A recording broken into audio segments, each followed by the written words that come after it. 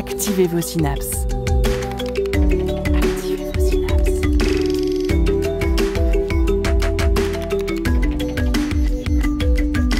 Poussez la porte du Labo des Savoirs et entrez dans un monde de science et d'expérience. C'est le Labo des Savoirs. Le mois de décembre est arrivé au son des grelots, apportant avec lui guirlandes de lumière, vin chaud, chansons entêtantes et pulls très moches. Noël et sa magie est bien là, alimentée par un capitalisme décapant et une empreinte carbone toujours plus lourde. D'ailleurs, il ne fait déjà même plus vraiment froid. Alors au Labo des Savoirs, on s'est posé la question, Noël en 2050, ça ressemblera à quoi ?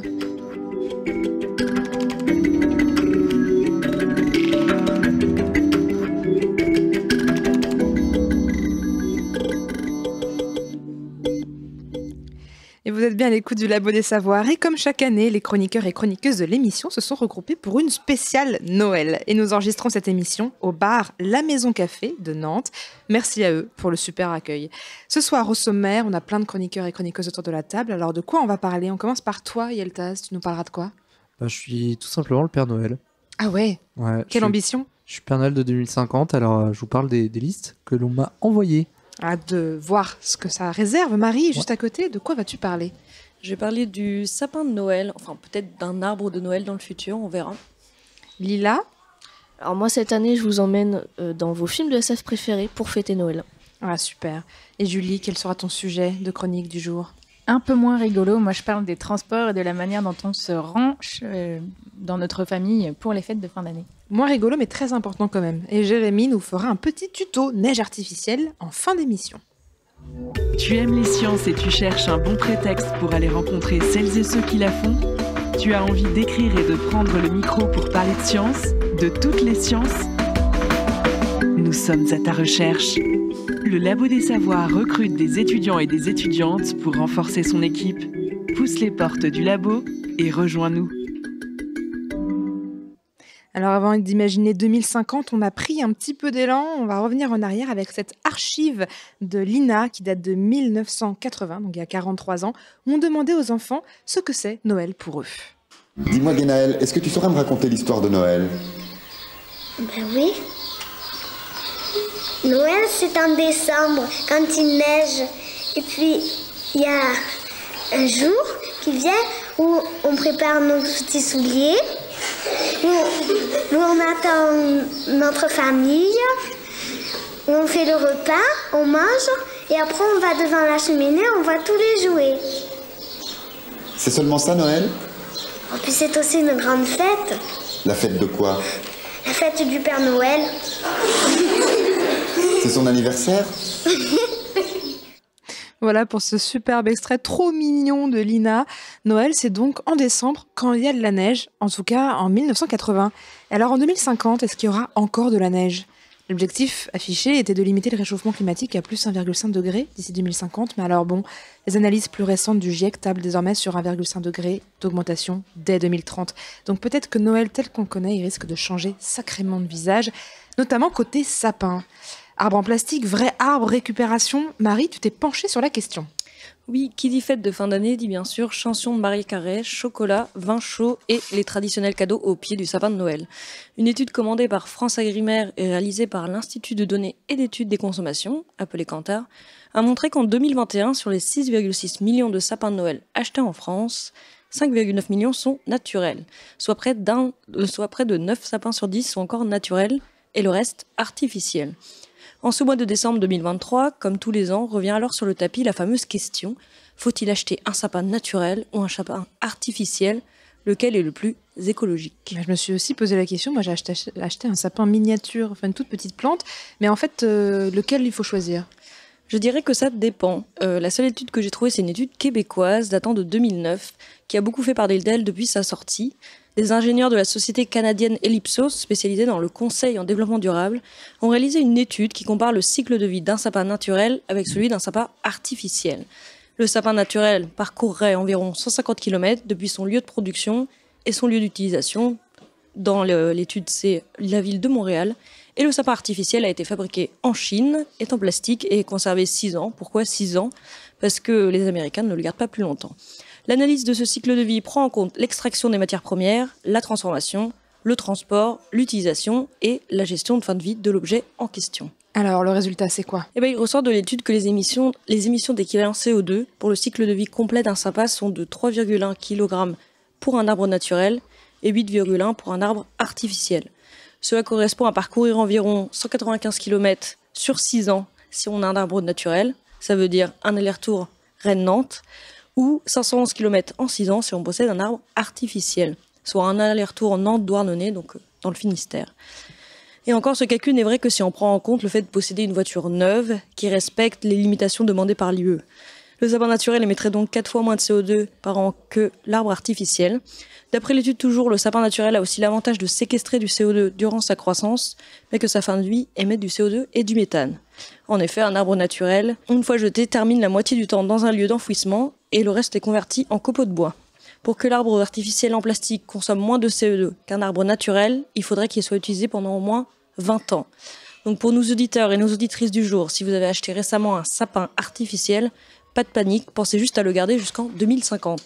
Moi, j'ai un arbre artificiel chez moi qui a plus de 20 ans. Je peux vous dire qu'il a une tête pas ouf. Et donc, si l'étude étudie l'impact des deux types de sapins sur les ressources, c'est quoi la conclusion? La conclusion est différente dans ce cas-là. En effet, si on prend le prisme de l'impact sur les écosystèmes, l'arbre artificiel contribuerait 5 fois moins aux impacts sur les écosystèmes. L'un des facteurs qui explique cette différence serait l'occupation du territoire par le sapin naturel. Pour les ingénieurs, ce résultat est à nuancer, les plantations de sapins utilisant des terres généralement inutilisables pour d'autres usages. Et puis j'ajouterais, car il n'en est pas question dans l'étude, le souci du plastique dans le cadre de l'arbre artificiel. Dans un rapport de l'OCDE sorti en 2023, 6% du pétrole mondial sert à la fabrication de plastique et seuls 9% sont recyclés. Donc bon, retrouver nos sapins artificiels à la plage l'été, c'est pas très top, quoi. Enfin, je dirais que les résultats de cette étude sont à prendre avec des pincettes. Il s'agit d'une étude appliquée au Canada, pas forcément complètement représentative de notre réalité française. Alors, sapin naturel, sapin artificiel, plastique ou non, du coup, le sapin en 2050, ça donne quoi? En 2050, l'UE aura définitivement interdit l'usage du sapin plastique, considérant la pollution plastique et les rejets de CO2 qu'il génère comme délétères pour l'environnement. L'achat d'un sapin naturel ne sera possible qu'à condition de l'acheter avec son pied et de s'engager à le planter dans son jardin. Au préalable, une étude d'impact aura été effectuée pour prouver que la plantation de ce sapin ne perturbe pas la faune ni la flore locale. Chaque citoyen devra se limiter à un sapin par jardin, sauf si celui-ci venait à mourir. Dans ce cas, au lieu d'être incinéré, le sapin sera utilisé comme compost pour d'autres plantations. Une tonne de sapin produit environ 300 à 400 kg de compost, de quoi rempoter les géraniums de Baby pendant plusieurs années. Le massif forestier du Morvan, situé au sud de Dijon et qui fournit aujourd'hui un quart des sapins d'origine France, devra certifier que la production s'est faite sans pesticides. Bien évidemment, l'acheminement des précieux sapins aux habitations se fera par train, car comme la SNCF aime nous le rappeler, le train est le transport est le plus écologique. Il nous en remercie à chaque fois, bien que ce ne soit pas le plus économique. Par ailleurs, pour toutes les autres personnes ne pouvant se payer le luxe d'une maison, l'huile de coude sera de rigueur. En 2050, le mot sapin sera d'ailleurs un peu désuet. Place à l'arbre de Noël. Et là, il faudra être inventif. Nous fabriquerons tous et toutes nos arbres de Noël à base de branches mortes récupérées en forêt ou avec les planches de nos cagettes de légumes bio. L'assemblage des branches ou des planches se fera avec de la ficelle. Autre option, la laine pour tricoter nos pulls pourra être mise à contribution pour former de jolis cônes sous lesquels faire brûler une bougie. Enfin, pour celles et ceux qui auront la flemme de faire des travaux manuels, il restera l'option décorer sa monstera favori avec des guirlandes en popcorn. En un mot, l'arbre de Noël en 2050 sera écologique ou ne sera plus. Merci beaucoup Marie pour cette projection 2050 très complète. Là on a parlé de l'arbre de Noël, il y a un truc aussi très symbolique de Noël, c'est le Père Noël. 2050, vous voyez plutôt un Père Noël, une Mère Noël, une IA Noël, un chien Noël, enfin quels sont vos pronostics autour de la table? Une personne Noël, peut-être? Julie, tu peut-être ne prends que pas de n'importe risque. qui. Non, mais j'aimerais bien que ce symbole un peu soit désacralisé, je pense. Je ne sais pas de quand ça date le mythe du Père Noël, du coup je ne sais pas si en 2050 on sera toujours cantonné à ce mythe. Donc je ne saurais dire. Est-ce que d'autres avis sur ce Père Noël, Marie? Tu verrais encore un vieux monsieur barbu en rouge et blanc? Pas forcément. Je pense qu'on aura les deux, Mère Noël, Père Noël, ce sera un peu indifférent.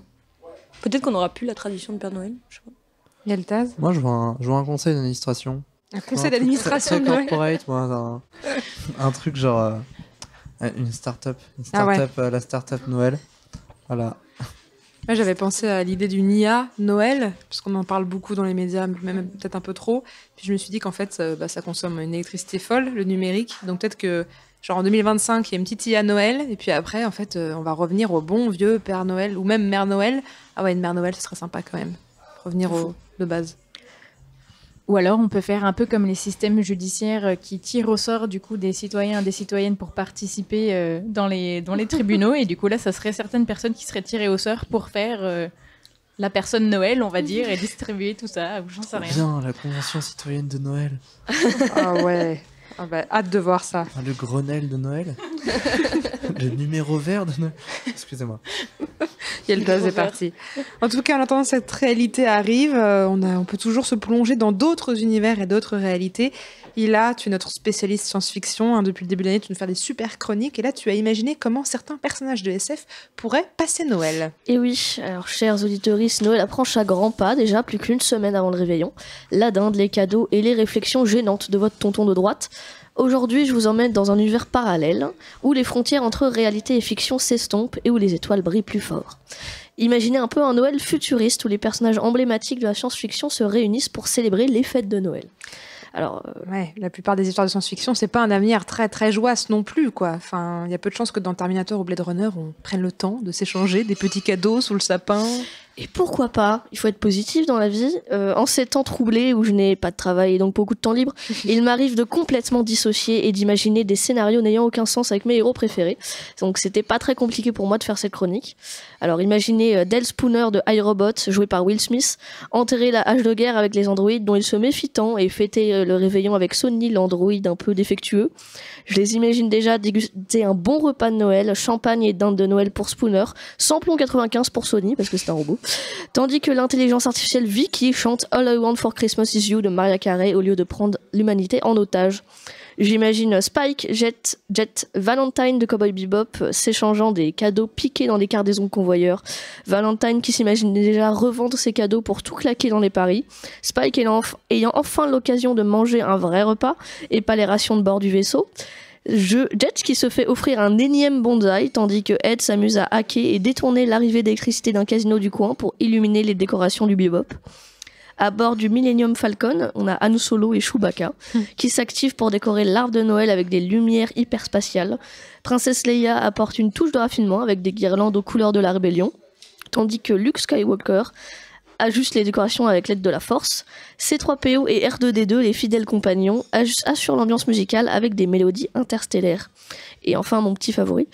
De l'autre côté de la galaxie, le Doctor Who, accompagné de ses différentes incarnations, se joint à la fête avec son TARDIS, transformé en atelier de cadeaux temporels. Les Daleks et les Cybermen, pour l'occasion, déposent leurs armes et participent à des danses endiablées. Alors, en cette nuit interstellaire, les frontières entre les mondes imaginaires s'estompent, laissant place à une galaxie de joie, d'amour, d'unité. Les héros de la science-fiction, habitués à affronter les situations les plus catastrophiques qui soient, découvrent la lumière chaleureuse de Noël. Et oui, même moi, je peux être positive.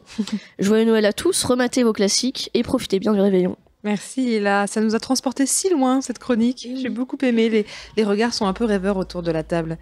Alors, on a parlé de plein de choses, et là, on a imaginé tout le monde au pied du sapin, dans un vaisseau spatial ou pas. Souvent, au pied du sapin, en tout cas à la table de Noël, il y a des familles qui se réunissent pour les repas de Noël, pour le meilleur ou pour le pire.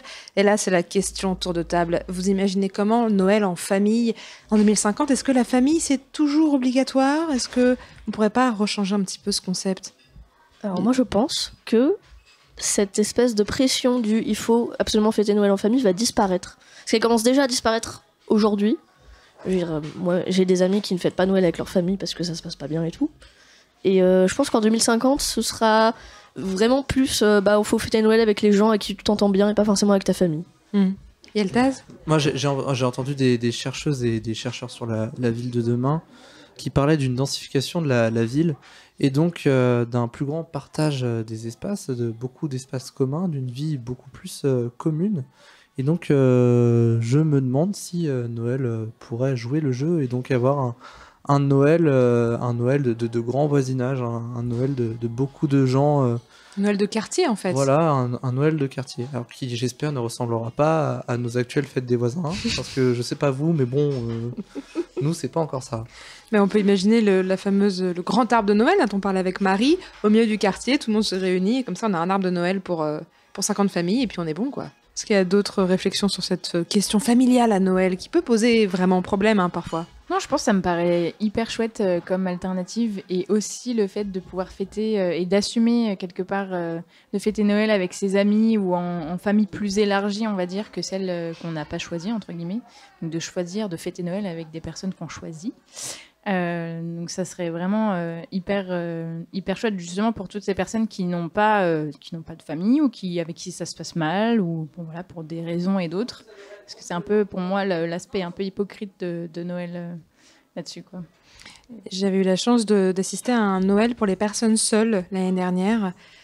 C'était super parce qu'il y avait plein d'étudiants étrangers, notamment de jeunes qui ne pouvaient pas rentrer dans leur famille, qui n'avaient pas forcément les sous, et qui se sont tous regroupés dans un bar, c'était à La Rochelle, et c'était génial, et je sais qu'il y a plein d'initiatives qui naissent comme ça. Alors si vous passez Noël seul et que c'est pas quelque chose que vous souhaitez, n'hésitez pas à regarder les initiatives autour de votre ville, peut-être qu'il y a des choses qui se passent et que vous pouvez être avec des gens à découvrir pour Noël.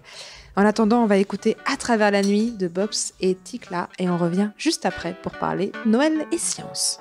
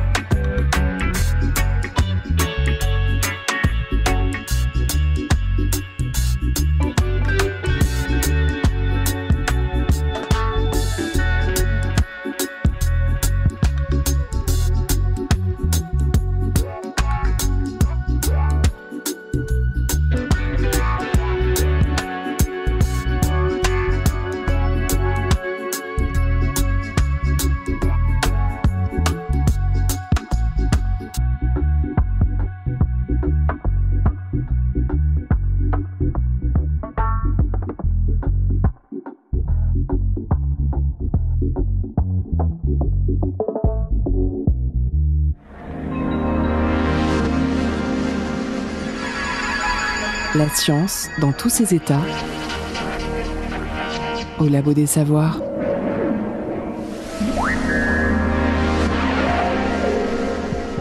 Nous sommes de retour à la Maison Café de Nantes pour cette émission spéciale Noël avec une furieuse envie de parler cadeaux. Et comme on a de la chance, on a le Père Noël du futur, le comité de quartier de Noël du futur, Yeltaz, on t'a reconnu, qui vient nous rendre visite. Salut Père Noël. Salut. Et oui, Sophie, je suis le Père Noël de 2050. En fait, je suis le même Père Noël que d'habitude, mais je reviens tout juste du futur, donc de l'année 2050, pour vous parler un instant des listes de Noël de vos futurs enfants. Car si leurs aspirations témoignent de leur futur, elles nous disent également ce que le passé n'a pas été. Alors, Père Noël, comité de quartier, Mère Noël, tout ce que tu veux, que veut un enfant de 2050 ? Eh bien, tout d'abord, on retrouve encore dans les listes de nombreux jeux et jouets intemporels, comme des livres, des jeux de société, des puzzles, ou bien des jouets pour imiter les parents, comme des poupées, des cuisines, des établis. Mais justement, s'il y a bien quelque chose qui change là-dessus, c'est que chaque enfant ose demander ce qu'il ou elle veut. Et chaque jouet est ainsi un objet à la fois pour les garçons et pour les filles, sans distinction. J'ai notamment pu me procurer les célèbres catalogues de Noël de 2050 et je n'ai retrouvé aucun élément à l'intérieur qui puisse genrer les jouets. En tout cas, les listes ont fait leur transition numérique. Et je ne parle pas des nombreuses listes que j'ai pu recevoir sur WhatsApp, mais bien de la demande grandissante de jeux vidéo, d'appareils électroniques, et ainsi de suite. Alors que disent ces listes de notre nouveau mode de vie ? En plus de s'adapter à un monde plus égalitaire, au moins sociétalement parlant, les listes de Noël que j'ai pu recevoir en 2050 montrent une adaptation à un monde plus collectif. La densification des villes ayant amené à plus de partage de nos espaces de vie, les enfants se montrent donc plus solidaires, ce qui a encouragé certains et certaines à m'envoyer des listes communes. Donc, ils ou elles demandent les mêmes cadeaux dans le but de pouvoir les partager entre eux. Mais ces listes de Noël peuvent également en dire long concernant les modes de transport de nos enfants en 2050. Ainsi, de nombreux enfants m'ont commandé un vélo pour Noël. Ce n'est pas un hasard. Les villes de 2050 ont arrêté de se structurer autour de la voiture individuelle, en favorisant donc d'autres types de véhicules, ce qui rend la chaussée plus sûre pour donner ses premiers coups de pédale. Ça rend tellement optimiste, j'adore cette chronique. Donc finalement, les enfants en 2050, ils vivent dans l'air du temps. Pas tous. J'ai bien l'impression, parce que certains et certaines me font des requêtes un petit peu plus spéciales. Hakim, un jeune allemand de 7 ans, n'a pas souhaité me faire de demande matérielle. Après avoir vu sur la télé de ses parents une retransmission du conflit israélo-palestinien sur le canal 24 de Bolloré TV+, il a préféré me demander la fin de la guerre dans le monde. Adélaïde, elle, m'a demandé la fin des hydrocarbures. Il faut dire que la COP28 l'avait programmée pour 2050, mais ça c'était avant que la COP33, celle de Dubaï, ils l'ont refaite, l'annule pour programmer la fin des hydrocarbures plutôt à 2070. Bon, bah elle attendra 20 ans. Il y a d'autres enfants pour Noël, pour qui Noël n'est pas un jeu. Enelé, 8 ans, des Tuvalu, me demande une maison en Australie pour fuir la montée des eaux qui menace de plus en plus son pays. Et il n'est pas le seul, puisque j'ai reçu une demande similaire de Roa, une jeune soudanaise de 6 ans. Elle cherche également une autre maison, mais dans un pays plus frais, là où sa région, à elle, devient invivable. Sécheresse après sécheresse. Malheureusement, je suis que le Père Noël. J'espère donc que l'ONU pourra exaucer ses vœux. Merci Yeltaz, ça partait si bien. Et ça a fini, on est tous déprimés maintenant. Oui, mais je suis que le Père Noël, moi. Mais c'est vrai, tu fais ce que tu peux, Père Noël de quartier, de oui. Mère Noël. Je suis que le Père Noël de Saint-Sébastien-sur-Loire. Ouais, mais quel Père Noël tu fais ? En tout cas, merci pour ces listes. Alors, vous nous écoutez peut-être depuis votre voiture, votre wagon de train, votre vélo électrique ou votre traîneau volant tiré par des rennes s'ils n'ont pas disparu. C'est vrai que pour rejoindre la famille et les amis à Noël, les moyens de transport sont de sortie. Julie, toi, tu as essayé d'imaginer comment on pourrait se rendre au dîner de Noël en 2050. Et oui, moi j'ai décidé de parler des transports pendant les fêtes, car récemment j'ai pu regarder ma rétrospective de mes trajets en train. Résultat, en 2023, j'ai passé quasi 70 000 km dans les trains de la SNCF, soit un peu plus de 6 000 km par mois en moyenne. Je ne sais pas ce que ça représente en termes d'heures, mais on peut dire que je suis une usagère assidue du service. À vol d'oiseau, ça fait l'équivalent de 14 allers-retours entre Nantes et le pôle Nord, pour rester dans la thématique du jour. Franchement, bravo. Et du coup, en parlant de distance, est-ce que vous avez une idée de quelle est la distance moyenne parcourue par les ménages en France pour les fêtes de fin d'année ? Jouons au juste prix version distance. C'est à vous autour de la table. Une idée, Marie ? 400, 500 km peut-être. Allez, il faut faire les deux familles et 500 les trucs qui km sont un pour peu Marie. loin, qui habitent à Paris, qui vont en Bretagne et puis qui passent par... Je sais pas. Alors là, j'en ai aucune idée. Je dirais pareil, 500, je dirais 600 km. C'est beaucoup, hein. Moi, j'ai la chance d'être à 0, donc voilà, je suis pas représentatif et j'ai du mal à m'imaginer ce que peuvent vivre d'autres personnes. Ça fait Bah, des en faisant la moyenne entre 500 et 0, on doit arriver à 250, hein. Ouais. Mais c'est à peu près ça, du coup. La réponse, c'est 198 km. Beaucoup moins que, du coup, les estimations que vous avez pu donner. En tout cas, c'est ce que nous apprend un rapport de l'Observatoire Société et Consommation et Goodwill Management, qui ont réalisé une étude pour l'ADEME en 2022. Et à votre avis, quelle est la part des trajets de fin d'année qui se fait en train ? Est-ce que c'est 4%, 16% ou 68% ? Je vais dire 68%. On part sur du 4. Hein. 4% pour Yelta, 68% pour Lila. Moi, Marie. Ah oui, bah, je vais dire 16, comme ça on les aura tous fait. D'accord. Je pense que c'est le plus pratique, du coup, ça me paraît logique. Tu mais nous ça se auras trouve, pas. je suis Tu nous auras pas, il y a forcément quelqu'un qui a raison. Allez, Julie, qui a raison ? Et c'est 4%. Toujours d'après le même rapport. Oui, c'est très peu. Pour les fêtes de fin d'année, la grande gagnante, c'est la voiture, avec 94% des déplacements effectués en voiture. Donc, en bonne fervente usagère du train, je suis un peu déçue, mais peu surprise non plus. Qui dit fête de fin d'année dit souvent voyager à plusieurs et pas forcément évident et reposant de s'organiser pour prendre les transports jusqu'au train avec de multiples bagages, parfois avec des poussettes, les cadeaux à emmener, etc. Ça reste à mon avis moins cher que de payer plusieurs billets de train. Et puis on est plus flexible, on part directement de son domicile et on peut partir tard le soir après être rentré du travail et on peut s'arrêter quand on en a besoin. Donc tu t'es demandé, j'imagine, est-ce que ce sera la même chose en 2050 ? Exactement. Et pour répondre à la question, je me suis penchée sur une étude faite par la SNCF pour 2050 et qui propose 3 scénarios de la mobilité pour le futur. C'est une étude qui a été réalisée en 2015, donc bien avant la crise du Covid. Entre-temps, des choses se sont réalisées, comme le développement du télétravail qui réduit les trajets pour les personnes dont le métier s'y prête. Donc ça serait intéressant que l'étude soit mise à jour pour voir si les scénarios changent. Quoi qu'il en soit, les 3 scénarios exposés sont les suivants. Le premier scénario s'appelle « Ultramobilité, toujours plus vite, toujours plus loin ». Dans ce scénario, la voiture est encore plus utilisée qu'aujourd'hui. Comme la présence de la voiture augmente en ville, le bruit et la pollution augmentent, donc les gens habitent de plus en plus éloignés de leur lieu de travail, qui est concentré dans les villes. Le deuxième scénario s'appelle « Altermobilité, se déplacer autrement ». Dans ce scénario, il y a toujours de grandes distances à parcourir, comme dans le scénario ultramobile. Mais dans ce scénario, d'autres modes de transport deviennent pratiques et faciles à utiliser grâce à un ticket unique. Incroyable. Tout est fluide, optimisé, inclusif et adapté. On a moins besoin d'une voiture personnelle, que ce soit en milieu rural, périurbain et urbain.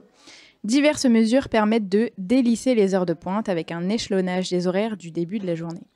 Et on y trouve son compte, car finalement, c'est moins cher que le coût total d'une voiture et ça nous rend plus actifs, donc c'est bon pour la santé. Le troisième scénario s'appelle Proximobilité, la qualité de vie de la proximité. Dans ce scénario, on développe surtout notre ancrage local. On parcourt beaucoup moins de longues distances car c'est épuisant et coûteux pour différents pans de notre vie. Ce scénario part de celui de l'altermobile auquel on rajoute, je cite, « un changement de paradigme du point de vue de la valorisation de la mobilité au sens large ». Dans ce scénario, on ne considère plus le temps de transport comme du temps perdu et des politiques publiques d'envergure ont lieu. L'organisation du territoire est repensée, le travail est mieux réparti sur le territoire et n'est pas concentré dans les villes. L'étalement urbain est donc freiné car les lieux de vie, d'emploi et d'activité commerciale sont proches les uns des autres.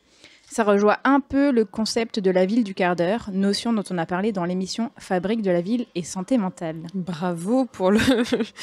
Il faut écouter cette émission en podcast. En plus, c'est Julie qui l'a faite. J'aime beaucoup comment tu dis les noms de scénarios. Tu as une belle voix que je pense que la SNCF va t'envier. Alors, si on revient un petit peu à nos moutons de Noël dans tout ça. Du coup, dans le scénario 1, celui de l'ultramobilité, on peut imaginer que finalement rien ne change par rapport à ce qu'on connaît aujourd'hui, voire que c'est plus de 94% des déplacements qui se font en voiture. Dans le scénario 2, celui de l'altermobilité, on peut imaginer que pour Noël, il existe des taxis collectifs qui nous permettent d'aller vers la gare la plus proche pour prendre notre train depuis notre lotissement, que l'offre de la SNCF a aussi évolué et qu'on peut bénéficier d'une aide pour porter les poussettes, les gros bagages, les placer dans les wagons au départ et à l'arrivée, et qu'il y a des navettes qui nous rapprochent le plus possible de notre point d'arrivée pour réduire au maximum le dernier kilomètre, le fameux dernier kilomètre. Et dans le scénario 3, celui de la proximobilité, si on habite loin de son entourage qu'on retrouve pour Noël, ce n'est pas grave. Déjà car l'organisation est facilitée comme on l'a évoqué dans le scénario Altermobile, et en plus c'est un scénario dans lequel le temps de transport est valorisé. On veut prendre le temps, ralentir, et ce temps on peut le prendre pour nous. Ce n'est plus considéré comme du temps perdu. Et surtout, on peut prendre le temps. Peut-être qu'il existera un accord avec les entreprises et l'éducation nationale pour organiser des départs en vacances par vague, pour échelonner le nombre de personnes dans les transports. Pour cette période si particulière, peut-être que les emplois seront plus flexibles et compréhensifs. Bref, plus humains peut-être. Donc évidemment, les fêtes de fin d'année, c'est un aperçu condensé de la société qui existe en dehors de ce temps-là. Je ne sais pas pour vous, mais en tout cas, parmi les 3 scénarios présentés, c'est quand même le 3e qui m'aguiche le plus. En tout cas, ce qui est intéressant avec les transports, c'est que si on tire, on s'aperçoit qu'au-delà des limites de capacité physique et technique, les transports structurent littéralement nos quotidiens, et donc nos vies. Et que si on veut repenser la manière dont on bouge, dont on se déplace, en fait, il faut aussi repenser les emplois, l'habitat, etc. Bref, en somme, s'attaquer à ce qu'on appelle nos modes de vie. D'ailleurs, à ce qu'il paraît, il est là le secret pour réussir à nous adapter aux futures conséquences climatiques. Julie, tu révèles des secrets là. Ah, c'est terrible. C'est terrible. Mince. Tout le monde va savoir qu'il faut Ça m'a repenser échappé. nos modes de vie. On va pas s'en remettre. On a appris plein de choses. On va y réfléchir pendant Sunday Morning de Réservoir et on revient juste après.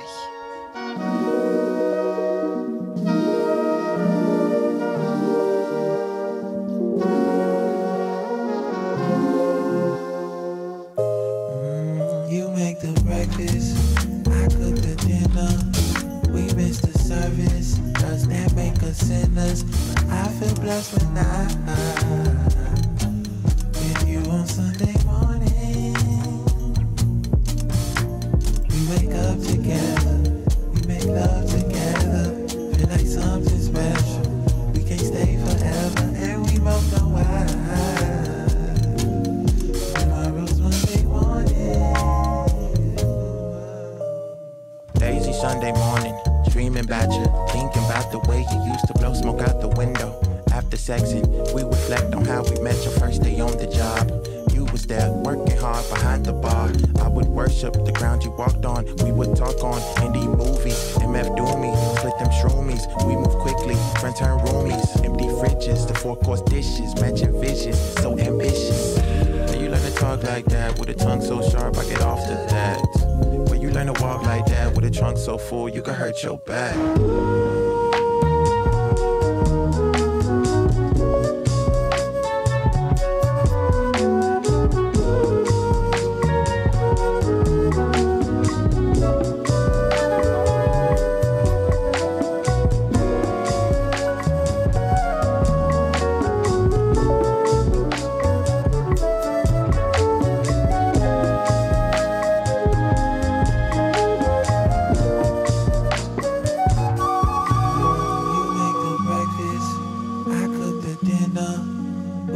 Service, does that make us sinners? But I feel blessed when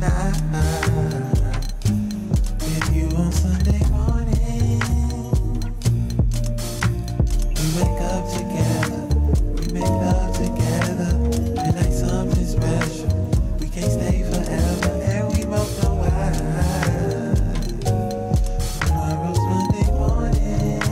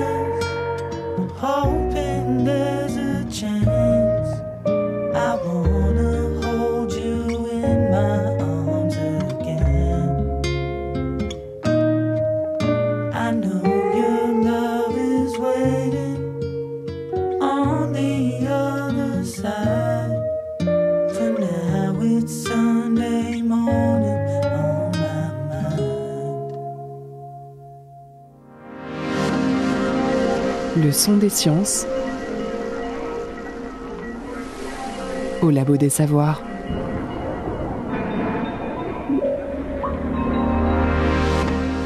C'était Sunday Morning de Réservoir. Vous êtes de retour au Labo des Savoirs à la Maison Café de Nantes pour cette émission spéciale Noël. On en a parlé en début d'émission en entendant les archives de l'INA. Quand on pense à Noël, on pense souvent à de la neige et à de beaux flocons blancs. Si tous les espoirs n'ont pas encore fondu pour sauver la neige en 2050, certaines personnes ont préféré se tourner vers des alternatives, comme la neige artificielle. Jérémy, tu t'es justement plongé dans le sujet. Alors plus précisément, c'est Victoria Barton, rédactrice scientifique pour Wiley, qui a mené l'enquête dans un article intitulé « Faking It, The Science of Artificial Snow ».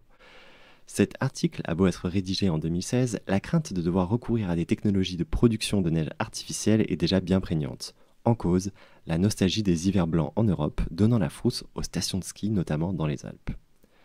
Cette quête de neige artificielle ne date pas d'hier.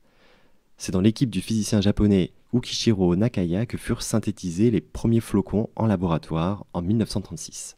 Cette prouesse doit beaucoup à une machine qui tente d'approcher les conditions de température et d'humidité semblables aux nuages.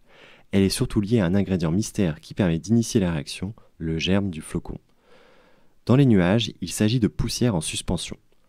En labo, ce furent des poils de fourrure de lapin. Victoria Barton nous apprend ensuite que les premiers canons à neige ont été mis au point un peu par hasard. Cette invention est attribuée à un chercheur canadien, Ray Ringer, qui étudiait originellement la formation d'une sorte de givre sur les moteurs d'avion. En tentant de reproduire ce phénomène avec des collègues, ils virent en sortie du moteur un nuage d'air glacé accompagné de quelques flocons.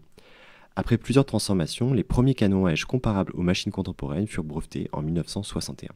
À l'heure actuelle, 2 types de machines sont couramment utilisées.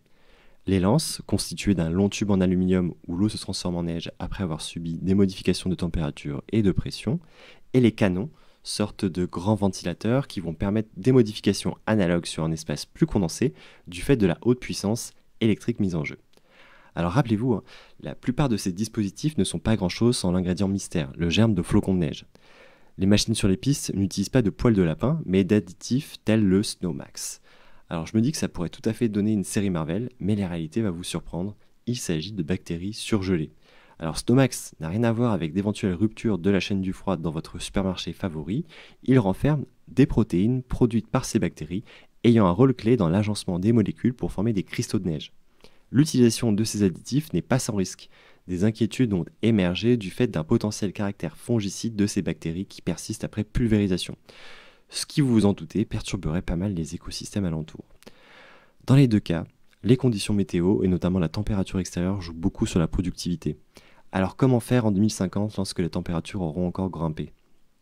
Les labos semblent fourmiller d'idées pour améliorer les conditions de fonctionnement tout en visant la réduction de la quantité d'énergie consommée. Des canons mettant l'eau sous vide, l'ajout de germes directement dans les nuages pour faciliter les chutes, ou encore la production artificielle de nuages. Alors tout ceci permettra-t-il de maintenir le fonctionnement actuel des stations ? Beaucoup de chemin a été parcouru depuis 1936 pour comprendre la magie derrière la formation des flocons de neige, ce qui permet aujourd'hui à de nombreuses stations de pouvoir proposer des pistes bien blanches, même en cas de temps trop clément, mais à quel prix ? La consommation d'énergie et d'eau associée reste importante, notamment dans un contexte de raréfaction. Alors, est-ce qu'on aura des bassines et des retenues d'eau qui auront fleuri un peu partout dans les montagnes en 2050 pour permettre le maintien de ce modèle ? Est-ce qu'on aura aussi une idée des sommes qu'il faudra investir dans tous ces projets de recherche pour pouvoir trouver des équipements alternatifs viables ? Et surtout, est-ce que le modèle général du tourisme vert pourra perdurer encore dans un monde aussi réchauffé ? Alors ce dernier point est discuté dans les travaux de Samuel Morin, qui est chercheur à Météo France, mais vu qu'il s'agit de la conclusion de cette chronique, c'est pas le moment de lancer un nouveau sujet, alors je vous invite vivement à aller consulter les simulations publiées dans des articles qu'il a pu rédiger ces derniers mois. Une chose est sûre, en 2050, la neige sur laquelle certaines personnes voudront à tout prix skier aura peu de chances de tomber spontanément et gratuitement du ciel.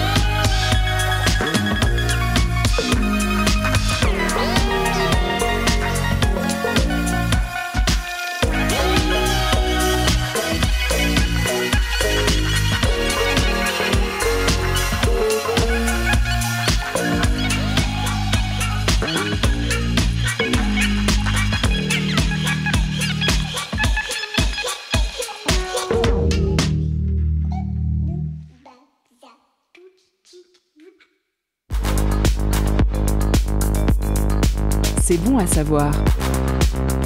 C'est bon de savoir. C'est le labo des savoirs.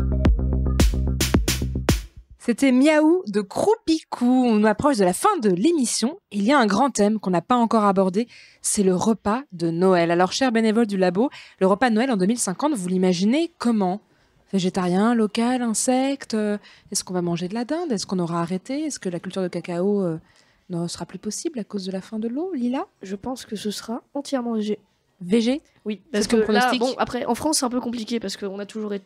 à chaque fois que quelqu'un ose, je sais pas, proposer, je sais pas, du foie gras végétal ou une petite alternative, t'as forcément des gros droitards en mode non, la viande, mon pinard, mon saucisson, la dinde. Mais je pense qu'en 2050, bah, ils pourront plus faire ça parce qu'on n'aura plus les moyens de produire autant de viande. Donc peut-être les repas festifs ce sera entièrement végé. Un repas festif végé. J'aime beaucoup ce programme. Oui. Est-ce qu'il y a d'autres idées, Yeltaz ? Des insectes, sinon, je sais pas. Je dis pas ça comme si j'étais prêt à en manger en 2050, comme ça, mais je sais pas, peut-être c'est une hypothèse. Peut-être que les insectes pourraient remplacer l'actuelle viande, je sais pas. On en parle beaucoup des insectes souvent dans la nourriture du futur, et au final, on en a vu dans des dégustations un peu impromptues, mais on n'en mange pas vraiment.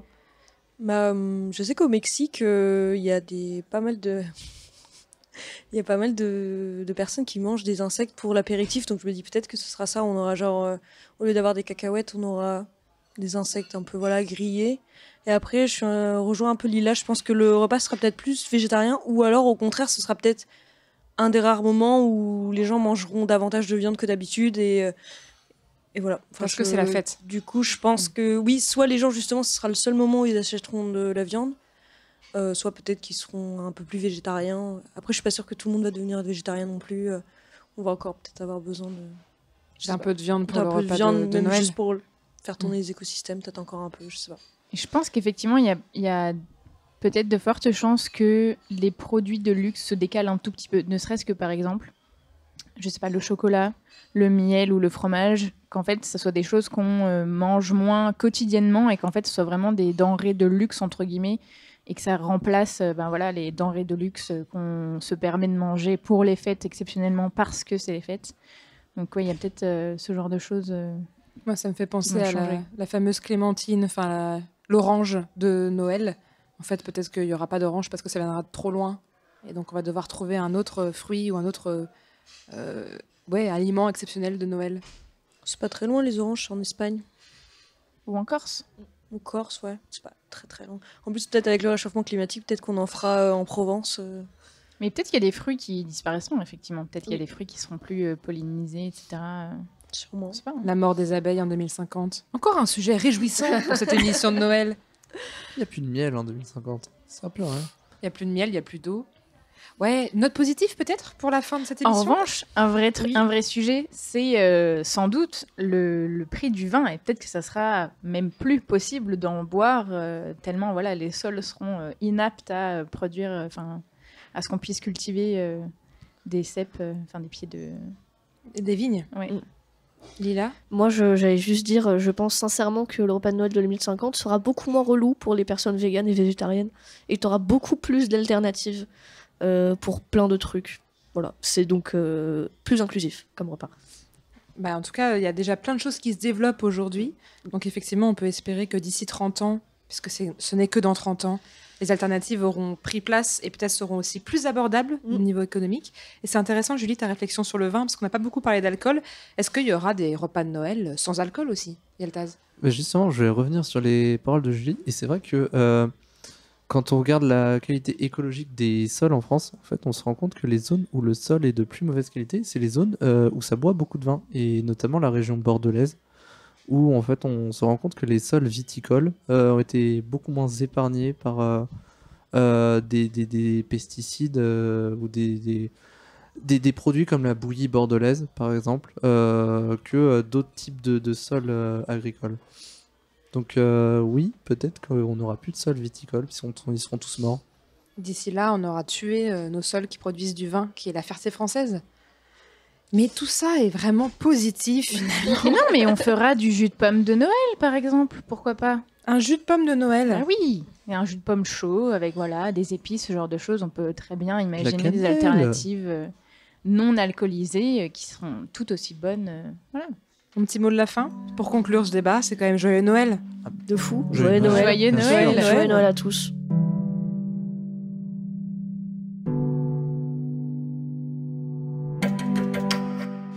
Merci aux chroniqueuses et chroniqueurs du jour, Jérémy, Julie, Yeltaz, Lila et Marie.